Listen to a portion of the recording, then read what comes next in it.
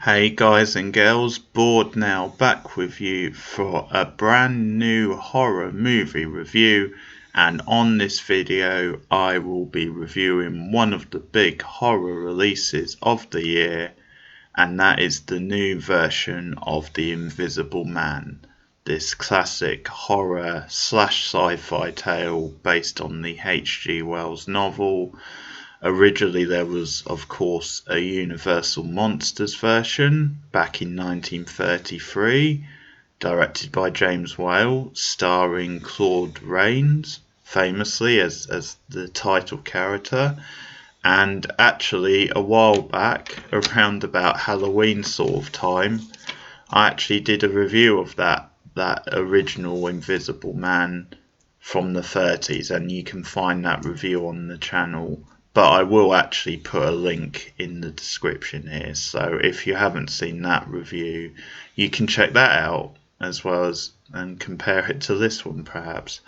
But over the years there's been many different versions of the tale. You've got like the Paul Van Hoven, I mean it was called Holland Man, but it was basically the same story from about 2000, I think that was, with Kevin Bacon, Elizabeth Shue. I've never actually seen that version, but I kind of hear mixed things. I mean, I know with it being Van Hoven, it's very like voyeuristic and has this kind of sleazy, stylish sort of tone to it. But I've heard mixed things. I'm not sure it's maybe one of his best films, but certainly be an interesting one to catch up with. And then a bit before that, you had a John Carpenter film. Is it Memoirs of the Invisible Man? I'm pretty sure that's what it's called, which is a more comic take on the story with Chevy Chase and Daryl Hannah in, and I actually quite enjoyed that. But there's been a number of versions of the story over the years, some more successful than others. So here we come with a 2020 version, an updating once again, a very different take on the story. It's fair to say. So I just got back from seeing this, and just for a bit of context, this version has come from the ashes really of the failed Dark Universe project from a few years ago. So they had this bright idea to revive the classic like monster Universal monster movies, but obviously to do a modern kind of big, romping blockbuster type take on them. And they tried with the first one, which was of course The Mummy a few years back. John Cleese. Where was I going with that? I almost said John Cleese or something. Tom Cruise in the lead role, and of course, not only was it a rubbish film, but it bombed. It didn't make its money back. It wasn't a success. So that they kind of scrapped the planned project. And so now what's happened is that Blumhouse, the production company behind such hits as Get Out, Happy Death Day, and various others stuff, has revived it, or they've taken The Invisible Man at least and turned it into a sort of a more low budget, if you like, suspenseful type of horror. And I should say, originally Johnny Depp was attached to this project to play the Invisible Man himself, and I'm really glad that didn't happen, because to be honest, I just don't think it would have been good casting. I think it would have been Johnny Depp really going full blown with his like over the top, just like hammy type comedic performance, the type of stuff you see in his recent like comedies like Pirates of the Caribbean, and I just think it would have killed all suspense really. So I'm assuming that's back when they were still planning this big, Dark Universe franchise series. But anyway, I think it's fair to say a lot of people anyway will be pleased that Johnny Depp didn't end up starring in this. So I'll give the setup to the movie before I get into it, because this is a very different take on it, a twist on it, because as many of you will know, it stars Elizabeth Moss.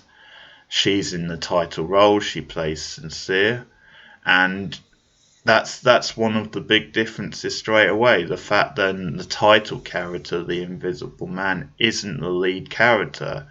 The roles are reversed, and all the focus is on Elizabeth Moss's character. She is kind of the heart and centre of the film, and that immediately changes it up, because not that it's necessarily a problem in the 1933 version, but sign of the times and that the girl in that isn't really given much to do. She's pretty much kind of a damsel type character, so obviously updating it for a modern audience.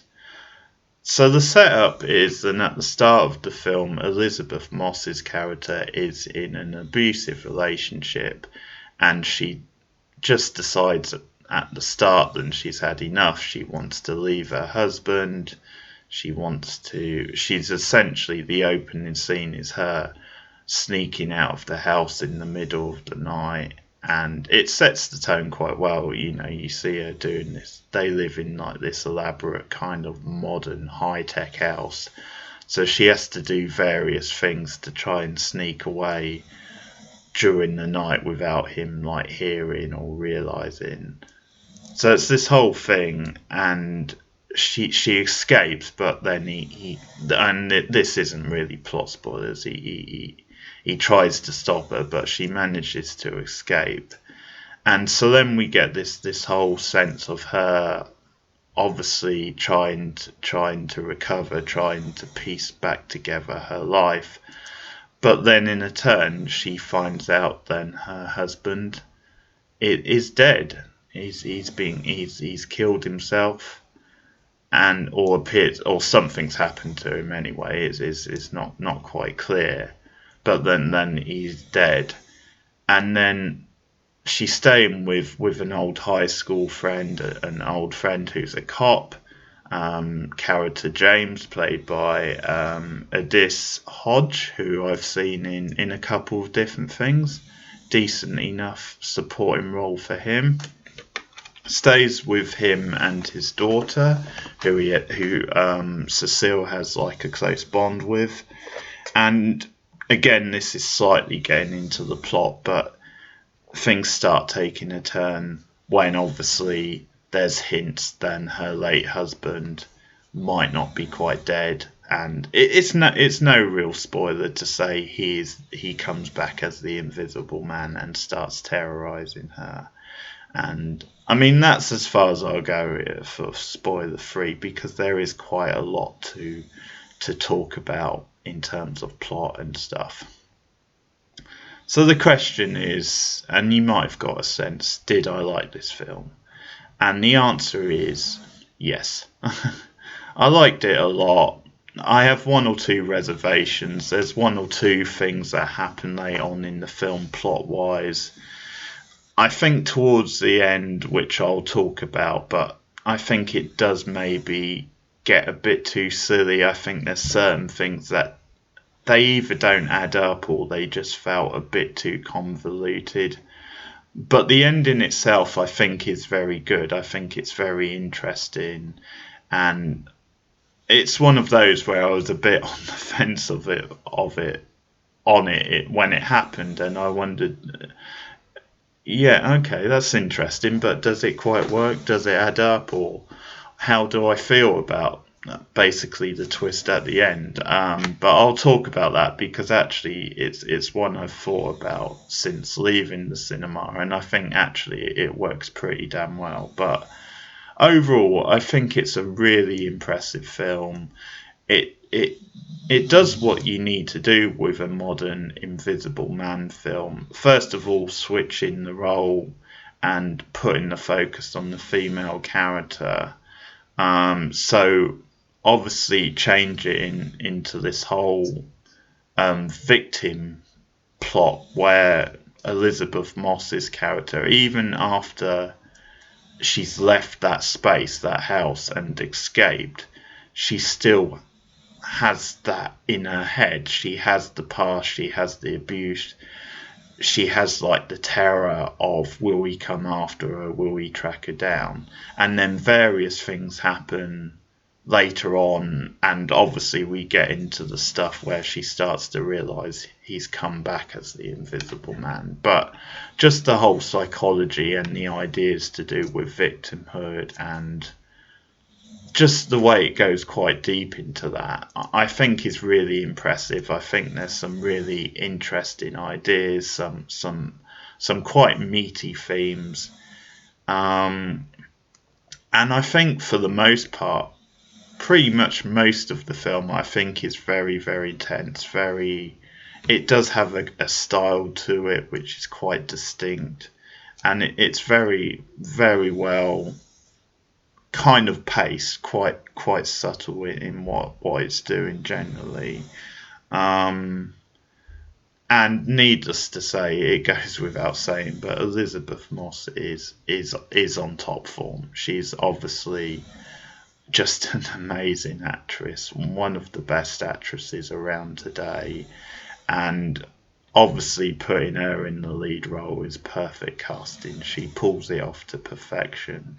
She just paces the performance so well. She really gets across that sense of hysteria and like just like confusion and nervous tension, and just, yeah, the whole psychology of it is, I think, really well handled, and just the scenes where she's like trying to hold her breath, where she's just like nervous, and the way she physically sells and reacts to like the threat, just really impressive performance, as you would expect. She is the heart of the film.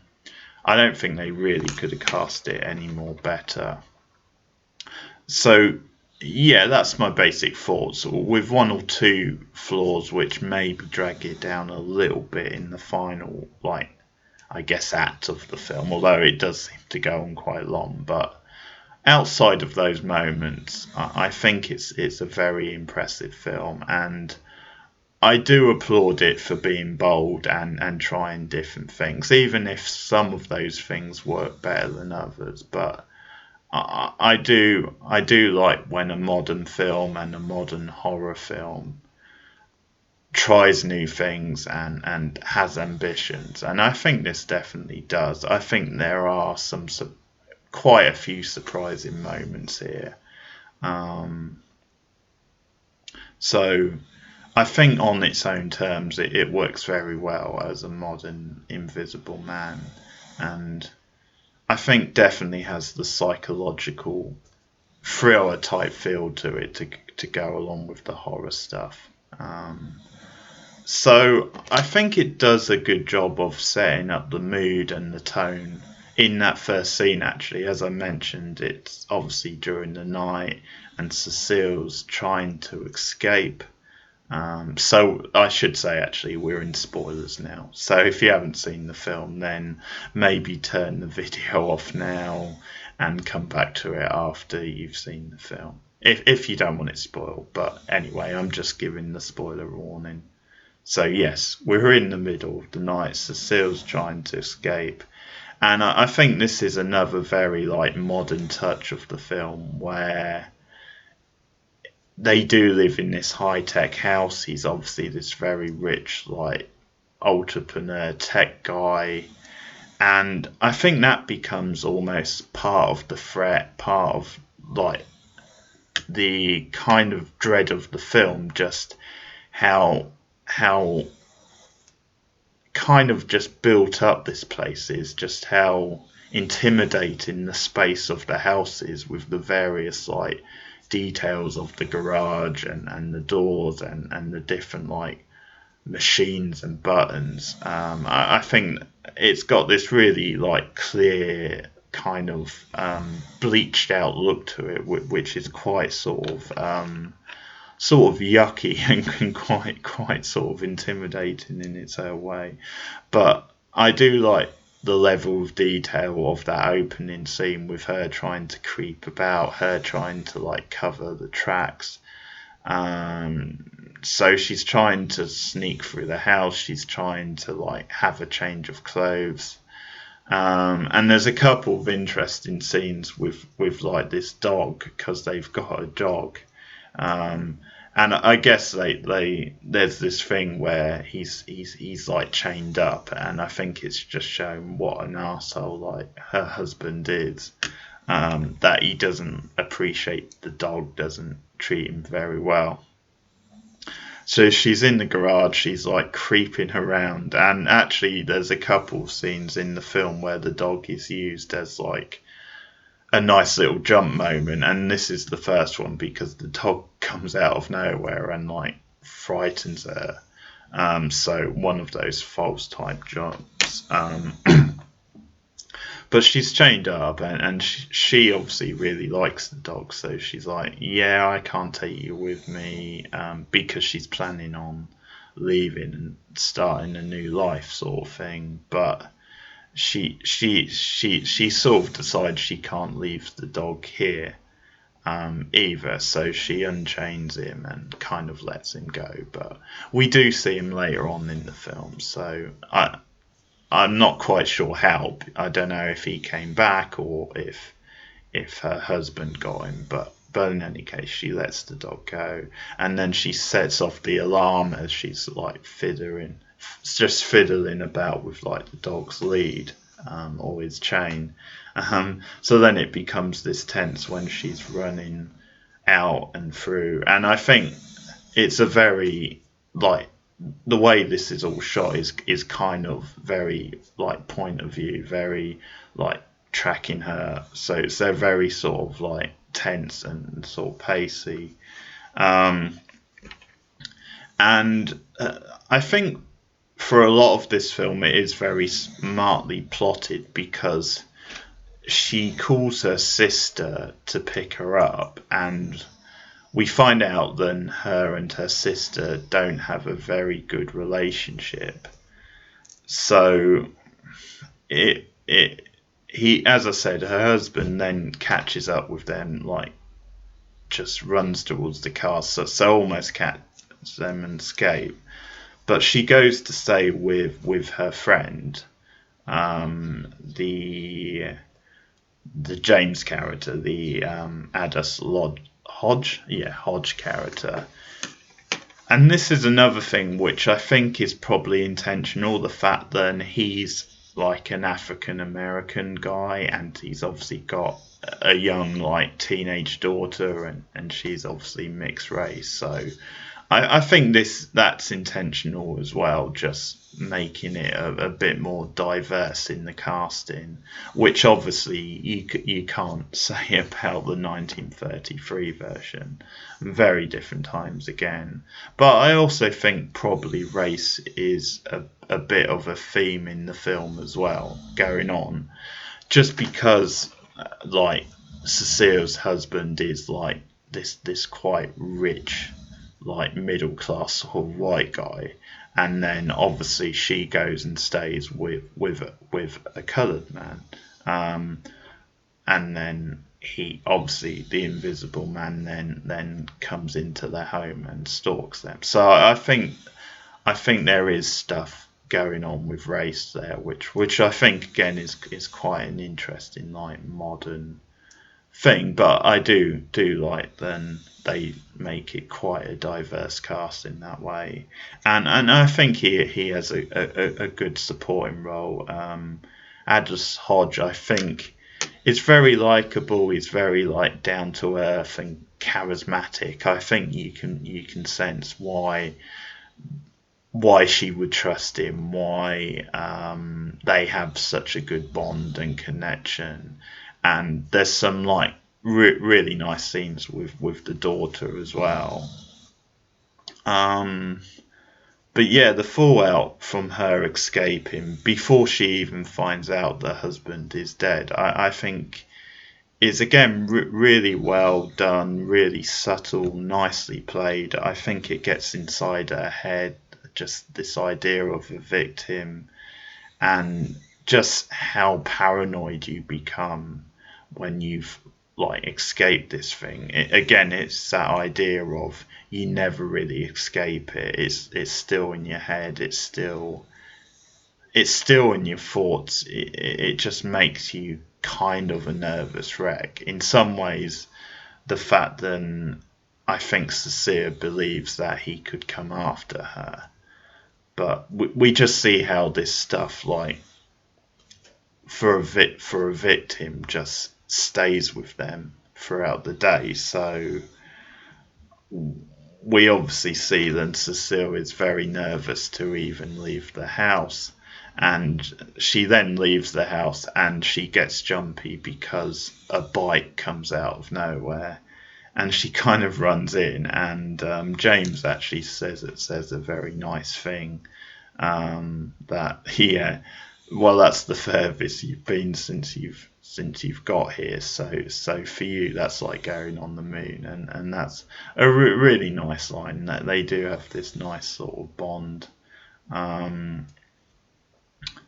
But then they obviously find out then her husband, Adrian, his name is dead, and then they get called in to see his brother, who's also a lawyer, so represents him, his estate, if you will, Adrian's estate.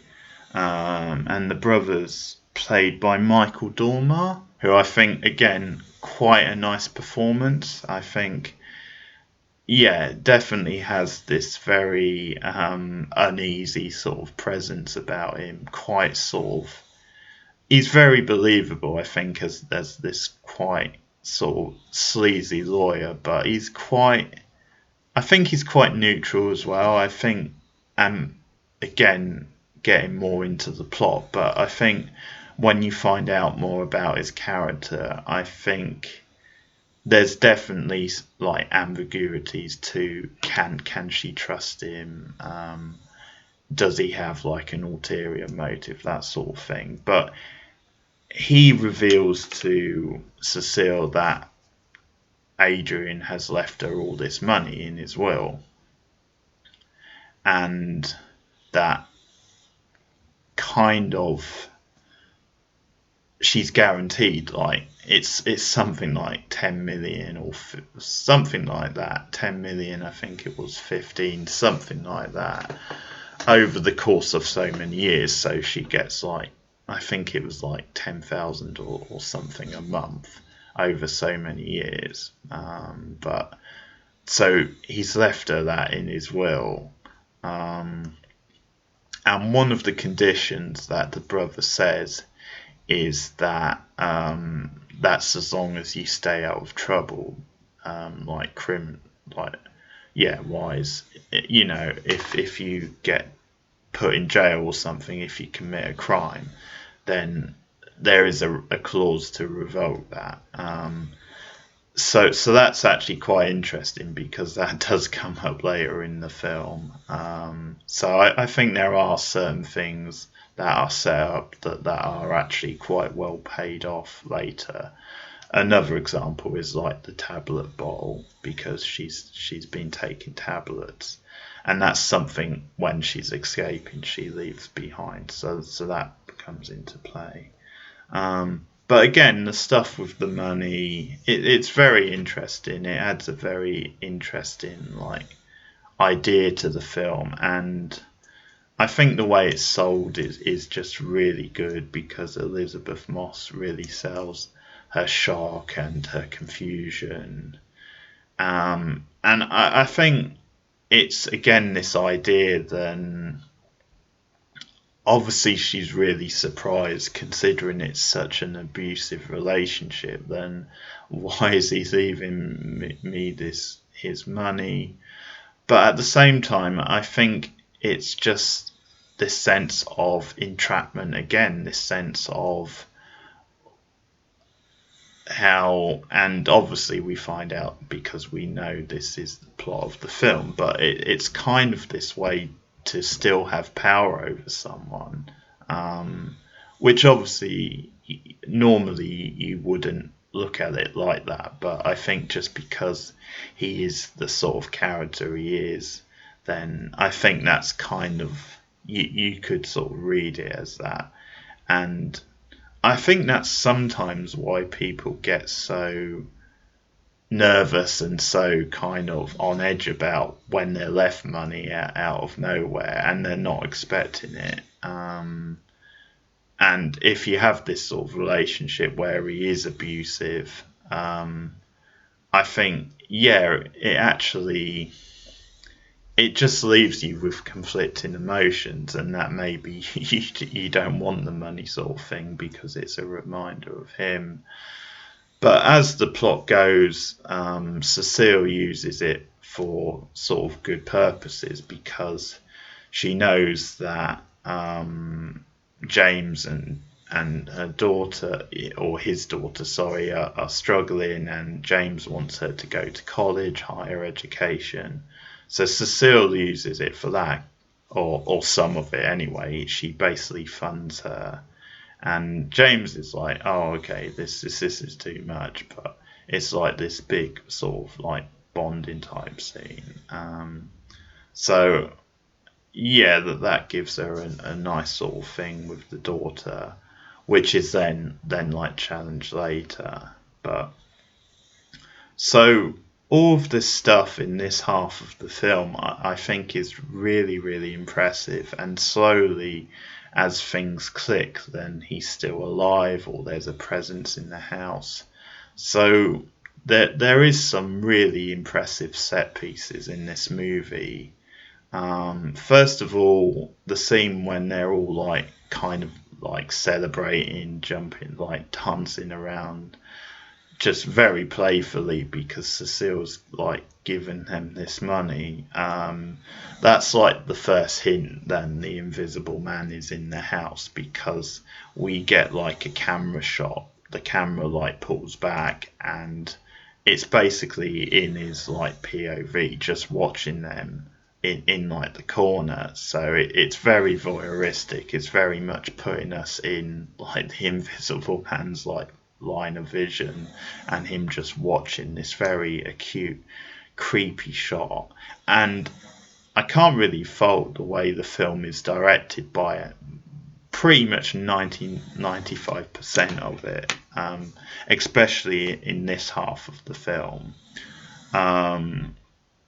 I think there's real subtlety, there's some real good pacing, and then there's a scene, another great shot in the next scene where it's the next morning and they're having breakfast and they leave something on the stove to cook, and it's just like this really static dead shot of like as they've wandered out of the frame. It then focuses on just like the kitchen area and obviously the stuff which is cooking, like some eggs or something. And it's shots like this that are really well framed. It really shows you like the wide open spaces of the house, and yeah, it makes it really tense, really atmospheric, really kind of subtle like camera movements and directions. And does some very interesting things with like space.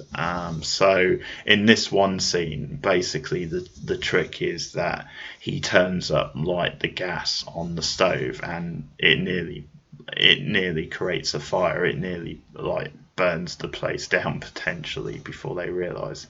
So this again is just the Invisible Man playing head games, playing little tricks, and slowly kind of revealing himself, because obviously when this first happened they think, oh, we've just left the stove on, and that's kind of it really. They don't expect any like malice involved.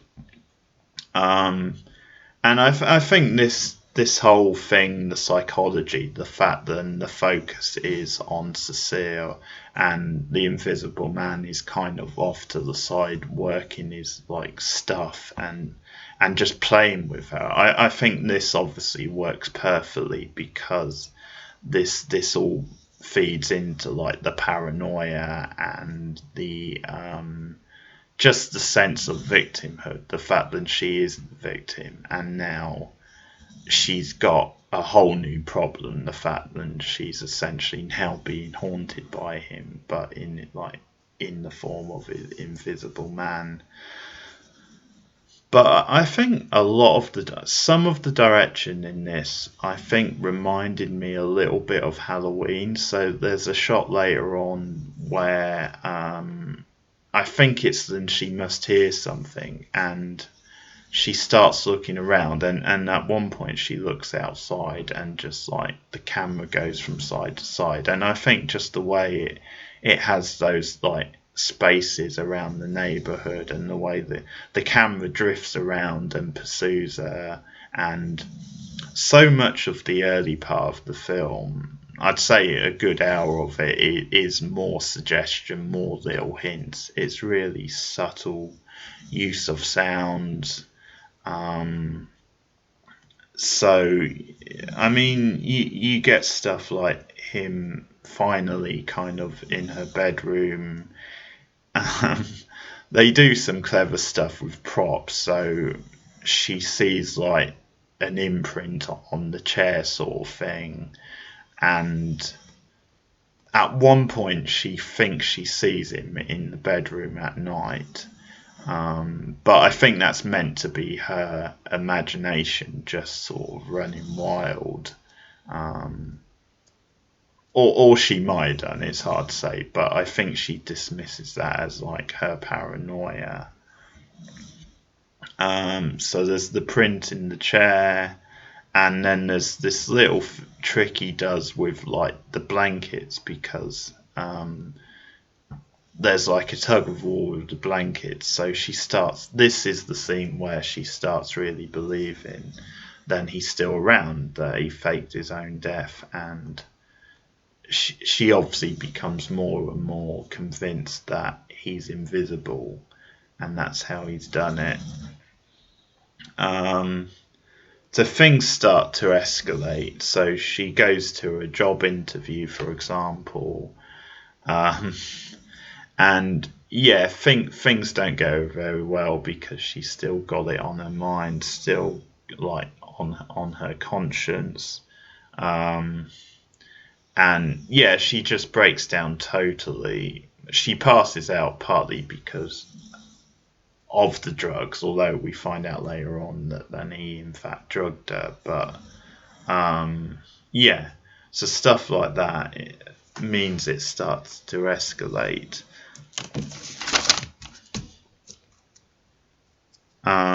But yeah, there's a lot of really good inventive like set pieces and like swerves or suggestions. One I really like is the one in the attic where she's at this point she's convinced that he's back, he's the Invisible Man, and so there's this one where she's trying to like sucker him out by ringing his cell phone. And then she's up in the attic, and she finally, like, I think his cell phone starts ringing, but it's this big moment where he like runs up towards her through like the attic thing, and then she quickly throws paint on him, and I really like the visual of like the paint going on him and him quickly like escaping. I thought that was another really, really good scene. And I mean, just talking about Elizabeth Moss's performance, I think she just captures like the hysteria of the whole thing, of the character, and she just embodies it so well. I mean, some of the stuff, and I heard that she did some of the stunts herself, and then other stuff. She said she had apparently it was the same stunt woman she worked with on Top of the Lake, the TV drama. But anyway, I think it was meant to be half and half. I think she did do a lot of the stunts herself, but it's a very physical performance. She really throws herself into the part. She really commands the role. And actually, throughout the film, the character, there's many different emotions. She goes through a lot of different things, and actually, the very end of the film, you do see a different side of the character, which is very interesting. But obviously, when she starts to suspect, then he's still alive. He's like now stalking her in invisible form. She then talks to his brother again, the lawyer, and she's like, I know what's going on, and I know he's still alive. He faked his own death, and now he's stalking me. And this is quite an interesting scene because his brother, I think Tom, was it Tom? Yeah, I'm pretty sure his brother was called Tom, but anyway, his brother's kind of like, he actually says, I feel for you, Sincere, because I actually hate him as well. I hated him as well, and I wish this could be true, but I'm glad he's dead, sort of thing. But he just denies it because she suspects that he's in on it, and that he really knows and is involved in what's going on. And there's this whole idea about him being overshadowed by his brother, because his brother's meant to be this like tech whiz and have all this money. Although, to be fair, I'm pretty sure as a lawyer he does pretty well, but there's this kind of idea of him living in his brother's shadow, but he's obviously denying any knowledge of this. So this brings me to kind of the final half of the film, and there are some issues in this side of the film. I think the film ends on a high, and there's still plenty of good stuff in the back half of the film. But I did feel things got a bit silly and convoluted towards the end in some of these scenes. So you get this whole kind of preamble, like building up to the finale of the film. And one of the best scenes actually in the whole film, which I absolutely love, it's a great like gut punch, what the fuck sort of moment, is that Cecile tries to reconnect with her sister because they've not had a very good relationship. And there's a scene earlier where she's tried to convince her that that Adrian is still alive, is the Invisible Man, and she's just not having it. And another thing I should mention, the scene with with James and his daughter, because the Invisible Man, her late husband, if you like, sort of frames him or frames Cecile into, because he takes a shot at the daughter, and she obviously doesn't know what's happening, so she freaks out and thinks Cecile has hit her. And that's when James steps in and says, sorry, I've got to look after my daughter. So that they leave her alone in the house. So it just becomes this big thing. And she finds out what's going on. She finds out then he built this suit for himself. He created this suit. This technology that allows him to come back and allows him to become invisible. It's almost like this superhero like looking type suit. So she ends up going back to the house and finding that secret out. Um, and she almost gets caught by him at the house. But then what happens in one of the best scenes of the film, I think, is that she goes back to reconnect with her sister, and she says, "Can you please meet him, or meet me in a restaurant later for dinner?" And I actually like this because this is Cecile being very proactive, very like forward thinking. She's using her smarts. So I think in many ways this is a very like strong feminist type film in just how proactive and tough Cecile is. But yeah, her sister agrees to meet her in a restaurant, and it's actually quite a funny scene at the beginning, because you get like this overbearing like waiter try and find out what they want, offers them water, and they kind of want just space. They just say, yeah, we'll just have some water. And there's quite a funny little line from the sister where she kind of says, yeah, water we don't have to pay for would be good, which is very funny. So that they get him to leave them alone because Cecile wants to tell her. And yeah, that's gonna be the bit when she tries to reveal her, and out of nowhere she's dead. She gets killed, the sister, a knife to the throat. The invisible man's in the restaurant, and well, it just comes out of nowhere. Like you didn't, or I didn't expect it. Maybe some people did, but it's a real what the fuck sort of moment. And Cecile gets framed for it. So the knife is quickly put in her hand, and she's framed, and it just works really well. It comes out of nowhere. It's really turns the tables, and really kind of changes things for the back half of the film then. So I love that scene, but then we do get into some more convoluted type stuff, and some stuff where you're not quite sure where it's going. Because at this point I wasn't quite sure how long was left of the film, so I wondered, well, is this going to be some sort of like kind of odd sort of ending where he actually wins and gets the better of her? Because she's been framed for her sister's murder, which basically means they put her in an insane asylum.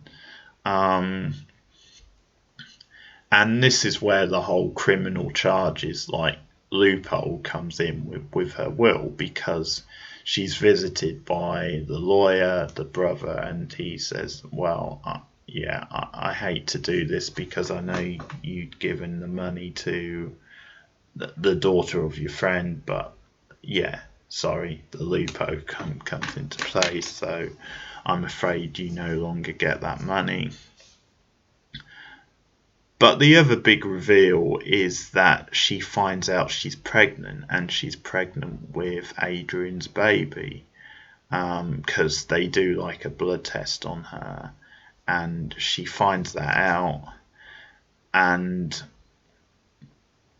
that's when the lawyer sort of reveals that he knows more than he's been letting on, because he offers Cecile a way out.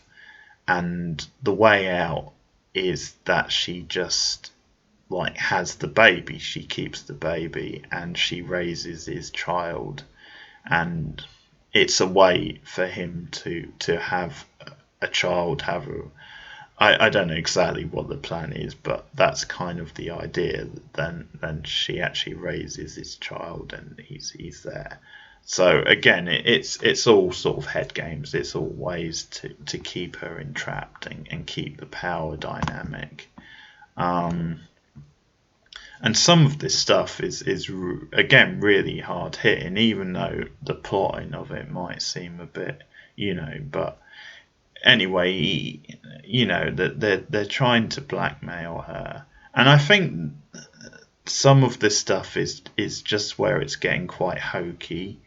And a just a bit contrived, just not quite that credible. But so she has this plan later on because she knows that her, Adrian slash Invisible Man is like watching her. He's in there with her. And so she has this like fake out moment where she tricks him into thinking she's going to cut her wrists. And then she's like, okay, I'm going to kill myself. I won't have the baby. And that's a way to then psych him out. And then it turns into like this kind of over the top action type superhero movie a little bit. And I think these are the scenes that are the weakest. I think you start getting these action type scenes where he's flashing back and forth. He appears in the suit. She's obviously running around this place, and this is the part of the film which I think works the least well. I think this is the part where it just gets a little bit too silly, a little bit, as I said, over the top and convoluted. I think just then they were just struggling a bit to bring things together in a satisfying way.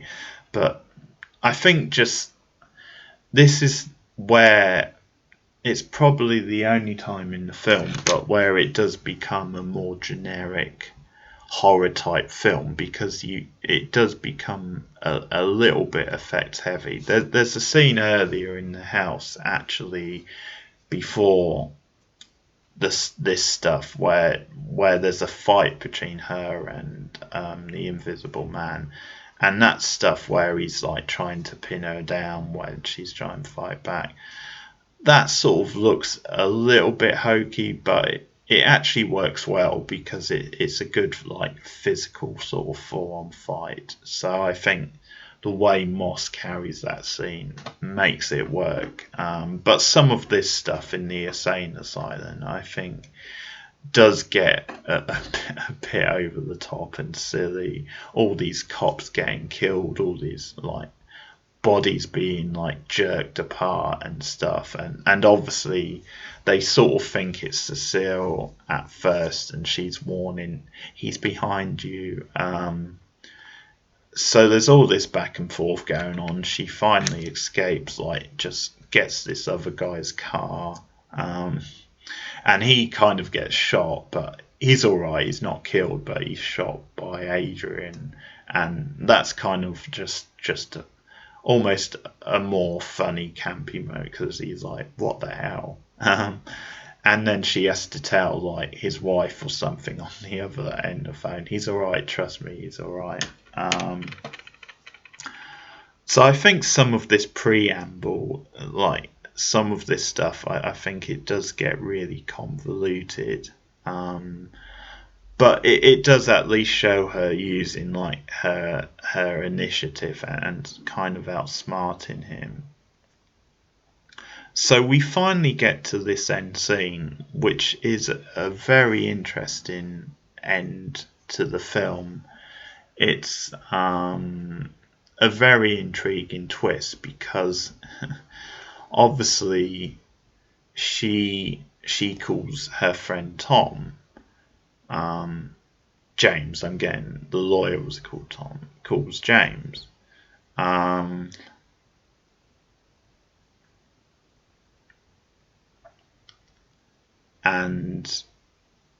I'm sort of getting, because there's a lot happening in this part of the film, I'm sort of getting certain events muddled up. So what happens is in they finally it's back at, I think it's back at his place, the mansion. Oh no, sorry. Yeah, I know what it is. I'm trying to remember the events of the film. When Cecile like escapes, she then calls James, because she says, your daughter could be in threat, and that's because Adrian says makes a threat about her life, that you're going to cost that young girl's life.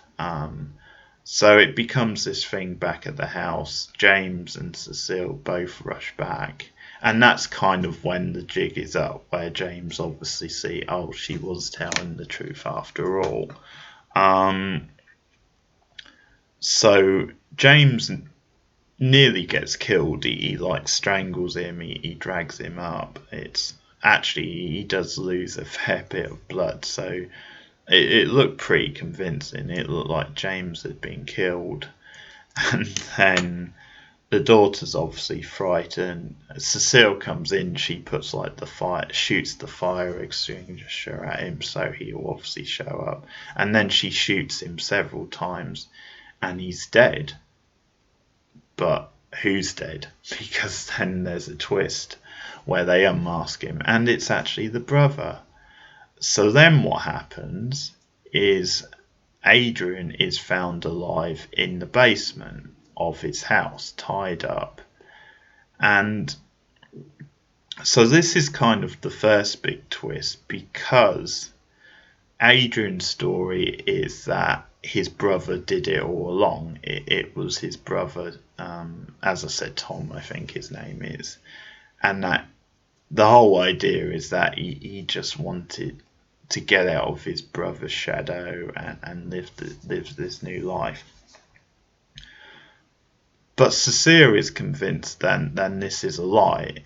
So this again, I think, is when the plot is getting a little bit convoluted, because actually the idea that it was the brother, I think, is quite a good twist, quite an interesting twist, because he does have sort of decent motivation for him being him, but that's clearly not the way they're going. They're clearly going the way that Adrian has put his brother up to this, and that essentially he's like sacrificed him, because if he does the job, if he like kills the Elizabeth Moss character, and kills, her friend and the daughter, then job done. But if he doesn't, if he gets killed, then Adrian still has this cover story. He's tied up in the basement. So actually, I wondered if it might have been a more interesting like twist if that was a straight twist, but that's not the way they go. And so Cecile said, no, this is Adrian. This is a trick of his. He put his brother up to this.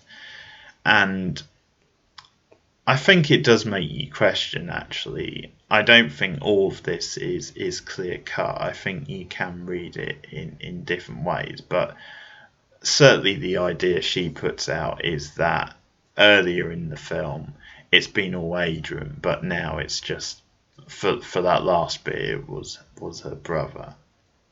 So it's all an act. She doesn't trust him. But her friend isn't convinced. So they come up with this idea for Cecile. She agrees to go to dinner at Adrian's house. And so they're still like discussing the whole her having his baby maybe. And she plays like the victim, but she goes along, and James is in the car, and she's like mic'd up. And so the idea is that she's going to try and prove to James that he is the Invisible Man, and that he was involved from the start, and that he just put his brother up to him. So that's the idea. It's a way for her to prove. So she tries to talk it out of him. And he doesn't admit to it, basically, which I think is quite interesting in itself, because it's almost like it leaves that element of doubt in your mind that he could be telling the truth, and that it was all his brother, which I don't believe. I think you're meant to assume then he put his brother up to like the last bit, and they were working together. But it's sort of quite intriguing, and they leave that element of doubt because he doesn't admit to it to Cecile. But then the big twist is that she has a plan in store. a further plan to take care of the thing altogether, because she goes off to the bathroom to compose herself. And I didn't see this coming at all. James is still listening in the car, and boom, boom, boom. Next thing you know, James, or Adrian, sorry, is stabbed to death. His throat is slit, and it seems to be like the Invisible Man, or the whatever you want to say, but he's killed, and it's made to look like a suicide. And the twist at the end is that it was Cecile. She had the Invisible Man suit, the technology, and she did it knowing it would look like suicide, because there's cameras in like the dining room, and obviously on the camera it looks like he just killed himself, and she's like, surprise. And that's kind of, as I said, another side to the character, the fact that she's much more, she turns the table. It's like a darker sort of side to her. And then she comes out and she says to James, he killed himself. It's sort of all on the footage. It's proven. But then she does actually, I guess, to reveal the twist, she reveals the suit in her bag. And James, at first, he seems a little bit put out. He's a bit like, well, this was never about getting a confession, was it? And they kind of, it's sort of wink, wink, nudge, nudge in a way, because she kind of plays it straight. She says, well, he committed suicide. It's on the video. But obviously, James has figured out what's going on, because she just shows him the suit, and James agrees to stick to the story, then it was just a suicide. So he obviously agrees to cover for Cecile.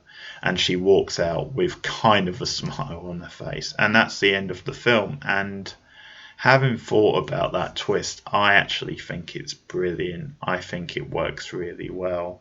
And the reason for that is because I think when you consider the whole film about her being like this victim, about him like abusing her originally and then stalking her as the Invisible Man, I think essentially what it does at the end of the film is that she gets her power back. She reverses the whole thing, and she beats him at his own game.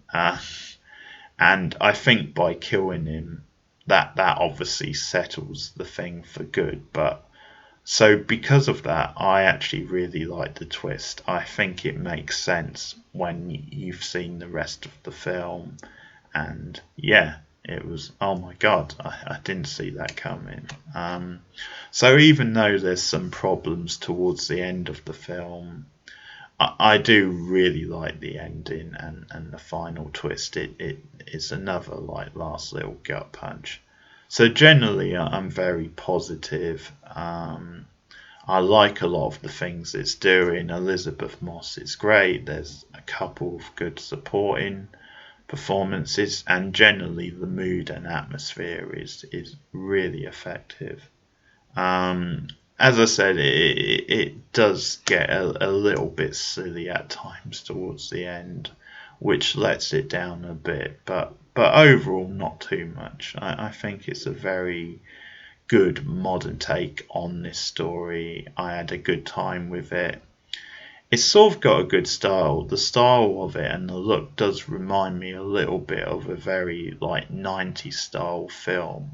It sort of has kind of the sort of colour schemes and the kind of glossy style, a little bit of something like a Basic Instinct. It sort of feels quite sort of slippery, but there's a lot of subtle like direction as well, and some great set pieces and scares. So overall, I'm giving The Invisible Man a big thumbs up. I liked it a lot.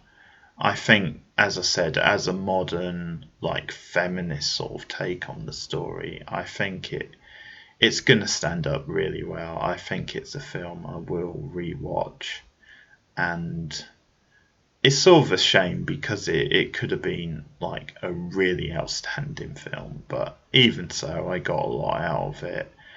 And that brings me to the ratings, and I'm going to give the film 8 out of 10. I thought, as I said, it was very, very strong. And even the stuff I wasn't so keen on, it didn't detract too much from the film. And I do like the ambition and a lot of the ideas, and yeah, very intriguing twist at the end, as I said. So I can't go as high as a 9 or a 10. I think there are problems with the script, but generally very good. So 8 out of 10 for me. So there you have it, my thoughts on The New Invisible Man. There will be other horror movie reviews coming up soon on the channel, other TV reviews as well. But if you've seen this film, The New Invisible Man, let me know your thoughts in the comments below. Like and subscribe. As I said, I'll put the 1933 Invisible Man review in the description. But thanks for watching. Keep watching horror movies and new movies and new TV, old movies. And I'll see you guys again soon. Goodbye.